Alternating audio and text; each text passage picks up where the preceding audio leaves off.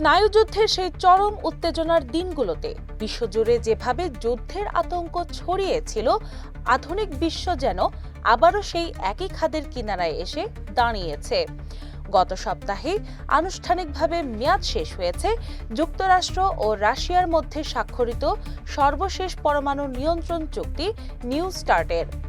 আর এই চুক্তির অবসান বর্তমান বিশ্ব রাজনীতিতে গভীর অনিশ্চয়তা ও নতুন অস্ত্র প্রতিযোগিতার শঙ্কা তৈরি করেছে। 2010 সালে স্বাক্ষরিত এই ঐতিহাসিক চুক্তির মূল লক্ষ্য ছিল দুই পরাশক্তির মোতায়েন করা পারমাণবিক ওয়ারহেডের সংখ্যা 1550টির মধ্যে সীমাবদ্ধ রাখা। 2021 সালে জো বাইডেন প্রশাসন বিশেষ বিবেচনায় এর মেয়াদ 5 বছর বৃদ্ধি করলেও বর্তমানে আন্তর্জাতিক রাজনৈতিক মেরুকরণ এবং আইনি জটিলতার কারণে নতুন কোনো চুক্তিতে পৌঁছানো সম্ভব হয়নি। বিশেষজ্ঞদের মতে, বর্তমানে যুক্তরাষ্ট্র ও রাশিয়ার হাতে বিশ্বের মোট পারমাণবিক অস্ত্রের প্রায় 90% মজুদ রয়েছে।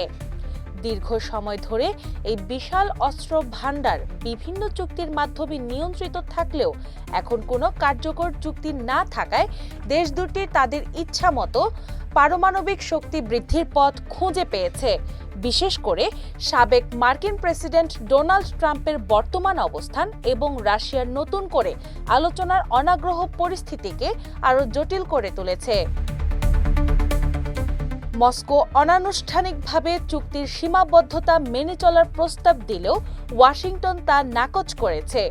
যুক্তরাষ্ট্রের পক্ষ থেকে বারবার বলা হচ্ছে, কেবল রাশিয়ার সাথে চুক্তি করলেই হবে না, বরং উদীয়মান শক্তি হিসেবে চীনকেও এই পরমাণু নিয়ন্ত্রণ কাঠামোর আওতায় আনতে হবে। চীনের পারমাণবিক সক্ষমতা বর্তমান সময়ে যুক্তরাষ্ট্রের জন্য বড় মাথাব্যথার কারণ হয়ে দাঁড়িয়েছে। গোয়েন্দা প্রতিবেদন ও প্রতিরক্ষা বিশেষজ্ঞদের ধারণা, 2035 সালের মধ্যে বেইজিংয়ের হাতে অন্তত 1500টি পারমাণবিক ওয়ারহেড থাকতে পারে। ওয়াশিংটন মনে করছে, কেবল রাশিয়ার সাথে অস্ত্র সীমিত করার চুক্তি করলে তারা চীনের তুলনায় পিছিয়ে পড়বে। অন্যদিকে চীন নিজেদের একটি বড় বৈশ্বিক শক্তি হিসেবে প্রতিষ্ঠিত করতে চায় এবং তারা এই মুহূর্তে কোনো নিয়ন্ত্রণ চুক্তিতে অংশ নিতে নারাজ।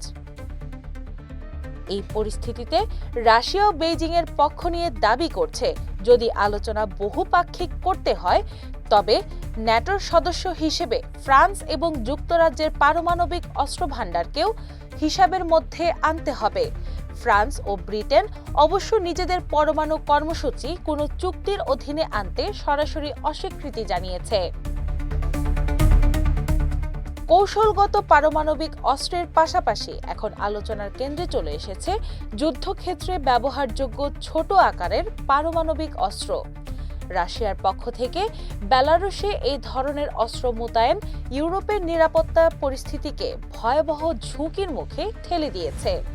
বিশেষজ্ঞরা সতর্ক করছেন, বড় ধরনের যুদ্ধের বদলে এখন ছোট ও বিধ্বংসী অস্ত্রগুলোর ব্যবহারের সম্ভাবনা বেড়েছে।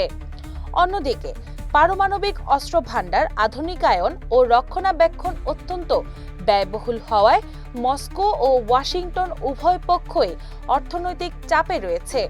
রাশিয়ার জন্য পারমাণবিক শক্তি এখন বিশ্বমঞ্চে তাদের বড় শক্তি হিসেবে টিকে থাকার একমাত্র প্রধান মাধ্যম।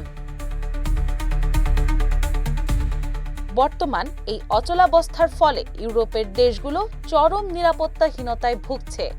বিশেষ করে ট্রাম্প প্রশাসনের নতুন জাতীয় নিরাপত্তা নীতিতে ইউরোপের প্রতিরক্ষায় মার্কিন প্রতিশ্রুতি কমে আসার যে ইঙ্গিত পাওয়া যাচ্ছে, তাতে ফ্রান্স ও যুক্তরাজ্যকে তাদের নিজস্ব পরমাণু সক্ষমতার বৃদ্ধির কথা ভাবতে হচ্ছে।